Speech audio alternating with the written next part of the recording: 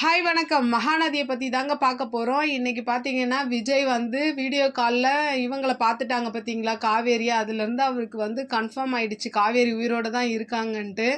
அப்போ என்ன பண்ணுறாரு, பாப்பாவை ஸ்கூலில் விட்டு எப்படியாவது காவேரியை மீட் பண்ணணுன்னு ரொம்ப ஆர்வமாக இருக்கிறாரு. ஏன்னா நேத்திக்குமே போயிருப்பாரு, அவங்க கிளம்பியிருப்பாங்க. இப்போ பார்த்தீங்கன்னா ரொம்பவுமே ஆர்வமாக இருக்கார், எப்படியாவது போய் மீட் பண்ணிடணும் அப்படின்னு சொல்லிட்டு பாப்பாவை விறுவிறுன்னு கிளப்பி கொண்டு போய் ஸ்கூலுக்கும் போகிறாரு. ஆனால் அவருடைய பேட் டைம் அன்னைக்கு வந்து அவங்க வந்திருக்க மாட்டாங்க இல்லையா, அவங்க வந்து யமுனா அடிபட்டிருக்கிறதுனால அங்கே போயிருப்பாங்க. அப்படியே சோகமாக வந்து இருந்தாலுமே ஹோப்பை விடக்கூடாதுன்னு சொல்லிட்டு என்ன பண்ணுறாருன்னா, போய் பிரின்ஸிபல் கிட்ட போயிட்டு இந்த மாதிரி குழந்தைக்கு அடிபட்டதில் அவங்க உதவி பண்ணியிருக்காங்க, அதனால் அவங்களுக்கு நான் தேங்க்ஸ் சொல்லணும்னு சொல்லிட்டு எப்படியோ அவங்க வீட்டு அட்ரஸ் எல்லாம் கேட்டு வாங்கிடுறாரு. வாங்கி காவேரியை வீட்டை பார்த்துட்டாரு. நல்ல வேலை அந்த வீட்டை பார்த்துட்டாரு.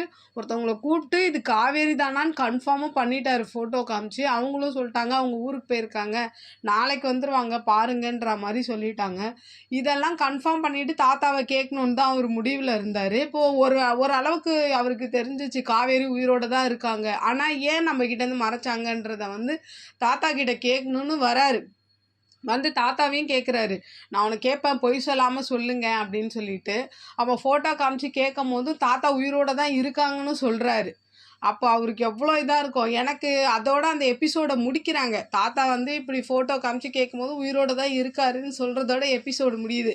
எனக்கு என்னென்னா, இந்த பழசெல்லாம் மறந்துருச்சுன்னு தாத்தா மூலியமாக கேட்டுக்கிட்டு இவர் அதுக்கடுத்து அவர் போய் பேச ஆரம்பித்து முதல்ல இருந்தே லவ் பண்ணுற மாதிரி பண்ணி கல்யாணம் முடிப்பாங்களா என்னன்றது என்னோட ஒப்பீனியன். பட் எபிசோடு எப்படி கொண்டு போகிறாங்கன்னு தெரியல, வெயிட் பண்ணி தான் பார்க்கணும். ஏன்னா இப்படி தான் கதை நகருன்றது என்னோட ஐடியா. என்னோட சேனல் பிடிச்சிருந்தா லைக் பண்ணுங்கள், ஷேர் பண்ணுங்கள், கமெண்ட் பண்ணுங்கள். என்னோட சேனலை சப்ஸ்கிரைப் பண்ணி சப்போர்ட் பண்ணுங்கள். நன்றி, வணக்கம், பாய்.